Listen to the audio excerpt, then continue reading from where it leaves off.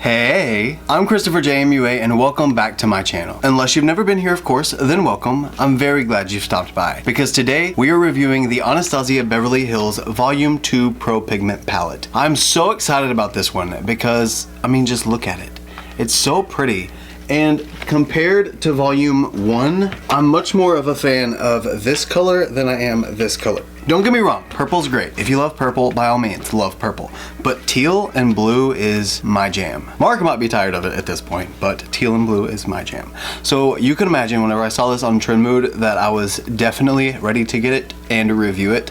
And I cannot wait to dive into this. So let's go ahead and jump into the video. If you want to see exactly what this palette looks like, what it performs like, how it swatches, what it looks like on my eyes, and how I like it, then stay exactly where you are. Keep doing exactly what you're doing and keep on watching. Okay, so as I said, this is the Volume 2 Norvina palette. She didn't do this the way I thought she was going to. I thought it was going to be more like Norvina Volume 1, Volume 2, then Soft Glam Volume 1, Volume 2, just like she has for the palettes. But apparently it's just going to be Pro Pigment palettes in all variations of color, which that's okay too. It's still a really good line. And I'm excited about the third one still, just not as excited about the second one. So far, this one definitely seems like it's going to be my favorite. Now, before we go into swatches, I am going to read a little bit of information on it from Sephora's website. I did order mine from Sephora as this is a Sephora only palette at the moment, except for Anastasia Beverly Hills. Based on Sephora's website, it shows what it is a professional grade artistry palette featuring 25 deluxe size high performance shades with maximum payoff and a gorgeous aqua themed color story. The ingredient callouts are free of parabens and phthalates. The product is also vegan, cruelty free, and gluten free. It says what else you need to know, and this palette contains 25 professional pigments in a wide range of highly pigmented aqua themed colors to offer limitless possibilities. It's perfect for the artist who wants to have the ultimate color collection and for the makeup fanatic who is ready to take their makeup creativity to the next level. This one is also organized just like the first one, where it's A through E and 1 through 5 on the columns and rows, which we'll get into that once we open it and right before we do the swatches. Now, this is also a limited edition palette and it is $60. So let's go ahead and open it up and see what it looks like. First, the unit carton is really just like the first palette. It's just teal instead of purple. Same thing with the back. It has the ingredient list and the shade names telling you which ones are pigments and which ones are eyeshadows, because as a lot of you are aware, but some might not be, pigments are not eye safe because they have staining properties and there's potential allergies. And then if we open it, it has the little sheet to protect it in the cardboard, and then the palette itself is beautiful, and it's made of the same material as Volume 1 as well. It's like the kind of the hard plastic that all the Colourpop palettes are made out of, same type material. A lot of people kept saying that they thought it was metal, but in case you thought it was, it's not. And then let's open it up. It also has a plastic sheet inside to protect the shadows.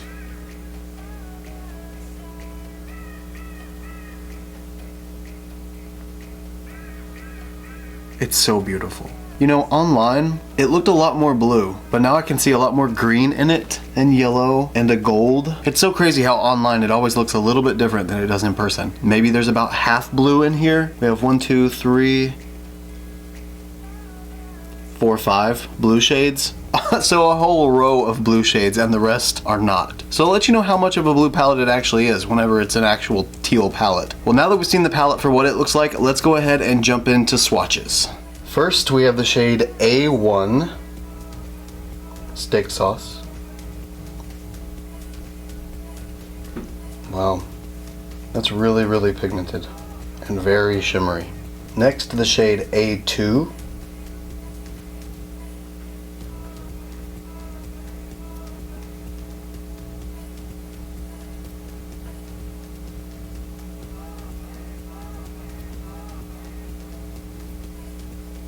The shade A3.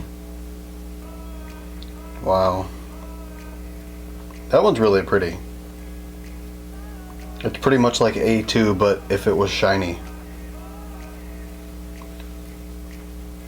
It's a very spring palette so far. Then the shade A4. And now it's not a spring palette anymore.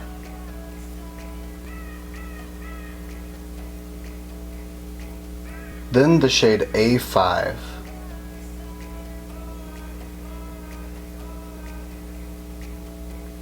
Then starting with the next row, we've got B1,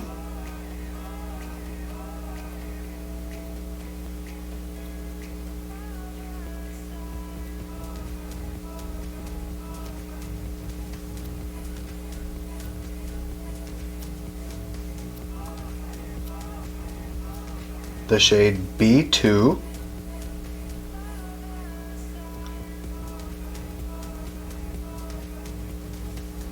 B3,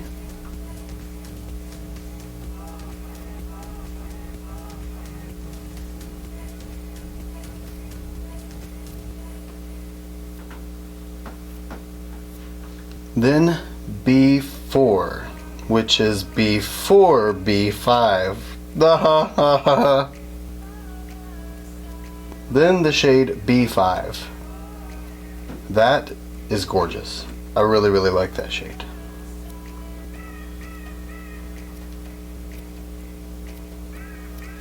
Now starting with the next row, we have the shade C1.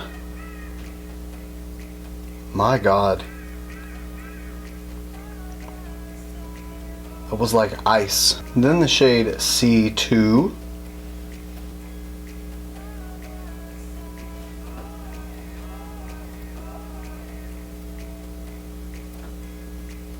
The shade C3.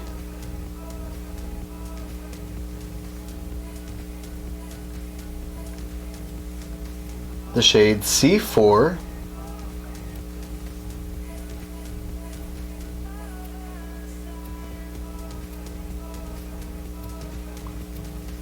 Then the shade C5.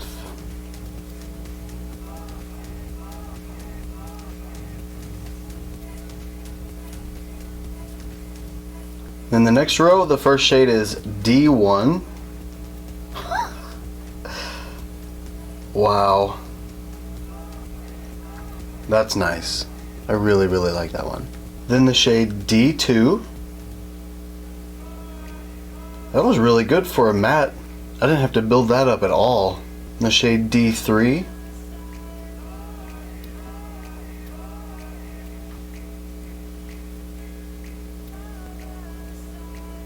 The shade D4.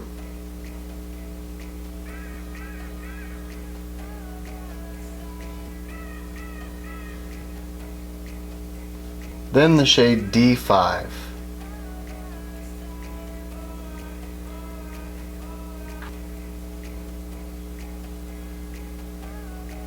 Then the last row, first shade is E1.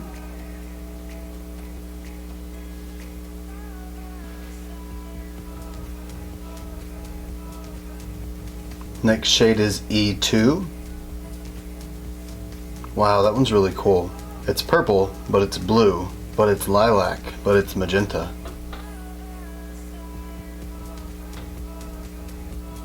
Then we have E3.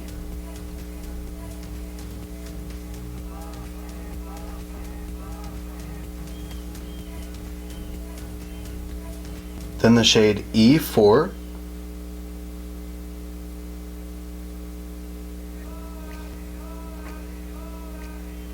And last, the shade E5.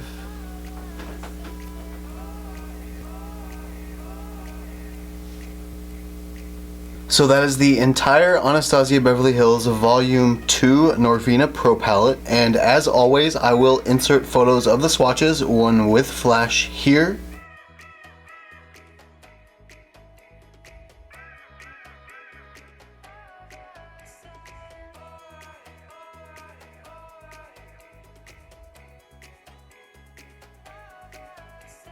and one without flash here.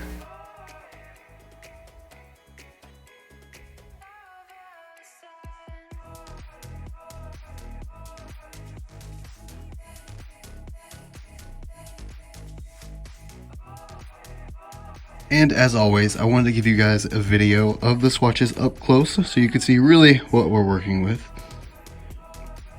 It's really not what I expected it to be, honestly. Yes, I expected blue and teal, but I didn't expect it to be so bright. I don't know, I guess I just didn't see it the same way online. But that's exactly what I said for the first one too, and here we are. Okay, now that the swatches are done, it's time to get into a look because those swatches were really exciting and I really liked a lot of the blues, and I'm pretty sure we're gonna be using a lot of the blues. I vowed to myself earlier that I was gonna try and stick with somewhat of a neutral, natural looking type look so that you guys could have a little more of a neutral wearable look to go off of. But honestly, with this palette, it doesn't exist. I mean, you have two browns and one of them is pretty much a red rather than a brown. So we're not gonna go neutral and wearable. We're gonna go colorful.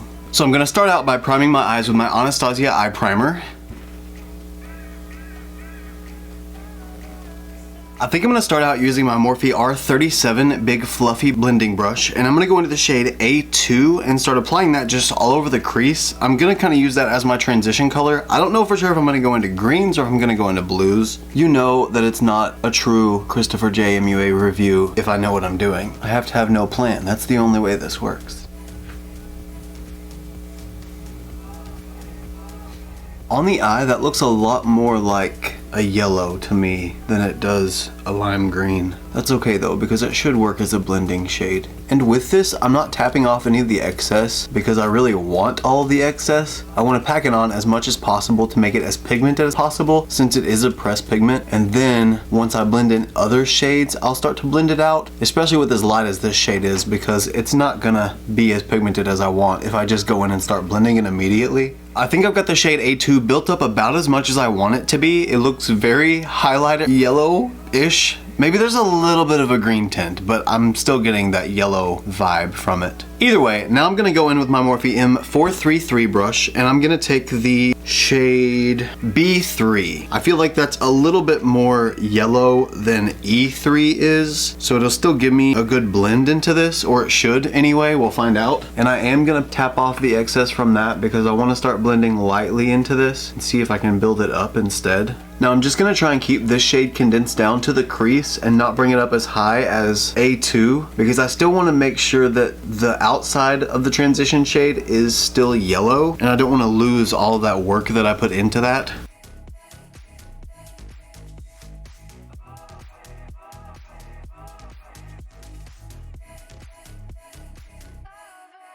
So far this is applying very nicely. It's blending in with A2 really well. I'm not getting any patchy spot. It's not taking any of the base off. It's actually mixing really well with everything. Right now it looks like the sun is rising behind a big grassy hill. That's the vibe I'm getting from this look so far. The farther upward I blend the shade B3, the more I feel a little bit more like the Hulk.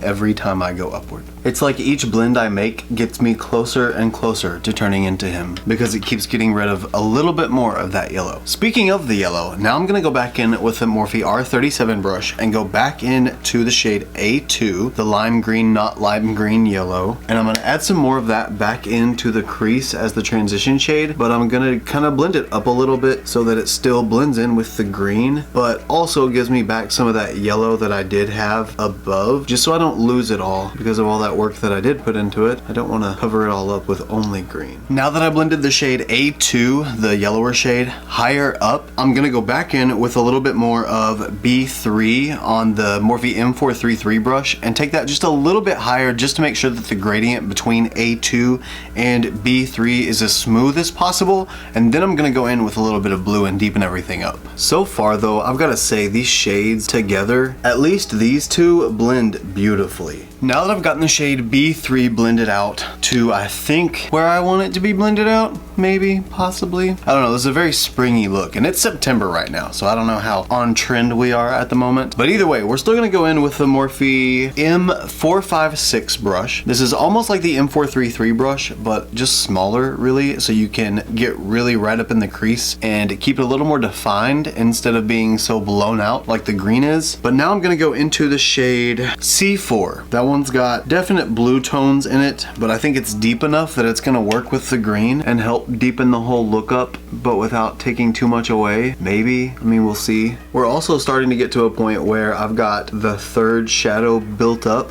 in the crease, and this is typically where I start to get patchy if a shadow is gonna get patchy. Wow, so far though, this is working exactly how it was supposed to work. It didn't take away too much of the green. We still have our yellow transition color, and it deepened everything up. And it's not not patchy anywhere. Maybe color isn't laying down as thick as it could in the crease right in this area, and you can start to see a little bit of the base underneath. I'm gonna try and build up on top of it though and see if maybe I can cover it up. Oh yeah, that worked. Well, I think that's about as far as I'm gonna get it to blend in the crease anyway, because I think there's enough shadow there that I don't really want to push it any farther. I'm afraid that it wouldn't really blend anymore without getting patchy and having blending issues, so I'm gonna stop there with the blue. Now C4 has been completely built up and blended out in the crease. I don't think I want to do any more to that. It's just subtle enough to have turned the green in the crease a little more that blue tone, but not taken away from the green that I laid down already. So now I'm gonna go back in with the Morphe R37 brush. This is the same one that I had the shade A2 on. And I'm gonna go back into A2 again and re-intensify the crease from any of that yellow that I lost, blending in the shade C4. And really at this point, this is just kind of fine-tuning all of the shades into each other so that I don't lose any of all of them, if that makes sense. Once you start working with that many shades, you kind of gotta make sure you don't lose all the work that you do for each one of them. And finally, just gonna go back in with the Morphe M433 brush. This is the same one that I had the shade B3 on, and I'm just gonna take a little bit more B3 and continue to blend out the edges of the shade C4, just so everything is as seamless as possible between A2, B3, and C4. And now going back in with the Morphe M456, this one is the one that had the shade C4 on it, and just making sure that all of these edges are blended out nicely as well. Really at this point, this is all just kind of fine-tuning everything, making sure that all the edges are nice, that everything blends in together well, and well, just fine-tuning. It's just easy to lose blue into green. No wait, it's easy to lose green into blue, and it's easy to lose yellow into green. Okay, I think that's it for the crease. I have the yellow to the green to the blue. So I think it's built up nicely. I think there's enough definition to make it look like my eyes are actually deeper than what they are. So I'm actually going to continue using the shade C4 on the Morphe M456 brush, and I'm just going to put that shade on my outer lid and my inner lid. I just want to deepen it up enough to make it the beginnings of a halo eye. I'm just a sucker for these blue tones. I feel like you put one good blue in a palette, I'm probably gonna buy it because it's a good blue. Now using my Morphe M204 flat blending brush, I'm gonna go into the shade D1 and I'm gonna start building this up on the lid. This is definitely ending more of a green blue than it is a blue blue, but I'm not mad at it. You know, for not spraying the brush at all, not using any kind of wet base or tacky base or cutting the crease, that shimmer is on point. Now there are a lot of glitter particles everywhere, or shimmer particles, whatever you want to call them. There's a lot of little particles everywhere, but it still looks really good. That could easily be avoided with spraying the brush or even some glitter glue, but that's okay. I don't have my complexion products done yet, so it's really not a big deal. Now just to see what it looks like, because I'm kind of curious and I feel like the look has kind of gone in a green direction anyway, I'm gonna take my pinky and go into the shade A3. It's a very bright lime green, but I want to make just the top of the halo that color and see what happens. Wow, okay, that's what happened. Wow, that was very green. I'm gonna blend in the edges of that with the rest of it because that was a lot brighter than I anticipated it being. That's cool. It took it from like an icy forest green to an icy forest green with a lime green pop. I'm okay with that. Really, I just had to use that green because I really wanted to see what it looked like on top of this, and I'm so glad I did because it really tied in the crease color, like that yellowy type green on top with the lid. It just, like, I thought this look was gonna be too much for me. I thought it was just gonna be too bright, but I really, really like it. Actually, I like it a lot. Anyway, now that this part is done and I'm pretty satisfied with the way that the crease and the lid look, I'm gonna go ahead and clean up the edges, make sure that it's all nice and tidy, and then I'm gonna do my complexion products off camera, so my foundation, concealer, bronzer, that whole gig. And once I do those, I will come back and we will finish up the eye look, and I will give my final thoughts on the Anastasia Beverly Hills Norvina Volume 2 palette. So I'll see you in just a couple of seconds. Well, really for you, it's just gonna be a second. Like a millisecond. Like a half millisecond. And we're back! I had to change shirts because I had, you know, kind of a green look going on, so I kind of wanted to fit that whole vibe. Anyway, let's go ahead and finish off this look. So with all of our upper shades, if you will, we have a lot of yellow and green going on. Honestly, I don't even know if you'd be able to tell that I put a blue in my crease. At this point, it just looks more like an evergreen, like a good old pine tree. But I feel like I'm missing something on the lower lash line. Now what I'm gonna do next is I'm gonna use my Morphe M432 flat brush. I'm gonna go back into the shade C4 because I want some continuity in my lower lash line. And I'm going to pretty much tight line my lower lash line and get the shade right up against my lashes. Almost like I'm going to tightly apply this shade to my lash line. Oh, like I would be tight lining. Haha. I love how I said what I was doing and then I explained what I was doing. It was for your benefit, just in case you didn't know. Yeah, that's what it was. Wow, why do I kind of love that just like that? No, I need more, I need more. Now I'm gonna take my Morphe M507 tiny little blending brush and I'm gonna go into the shade B5. This might be a mistake, but I'm gonna do it.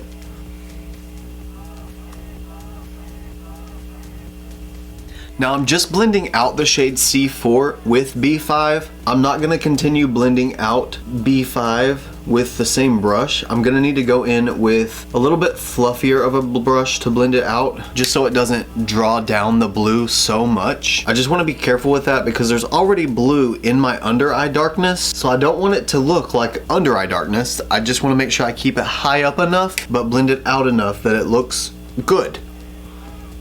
And now I'm gonna use the Morphe M514 brush, and I'm just gonna go into my Coty Airspun loose powder just a tiny little bit and blend out B5 with the loose powder.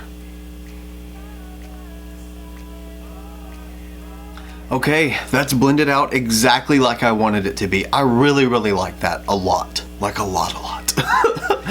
And now I'm gonna take my Colourpop cream gel liner in the shade Electric Daisy, and I'm gonna go ahead and line my waterline with that. Eyeliner is now applied, so at this point I'm gonna go into the shade C1. We're testing out all different shades, not just greens. It's one thing to be consistent, it's one thing to be monochromatic. And now that I have the shade C1 applied on my brow bone to give me that real pop-in brow bone highlight, I'm gonna go back in with the Morphe R37 brush and I'm gonna take a little bit of the shade A2 again and just very, very lightly brush over C1 with this to make sure that C1 and A2 just blend in seamlessly so there's not such a harsh separation between the two. I just personally am not a fan of the brow bone highlight whenever it's cut so hard away from the other shades.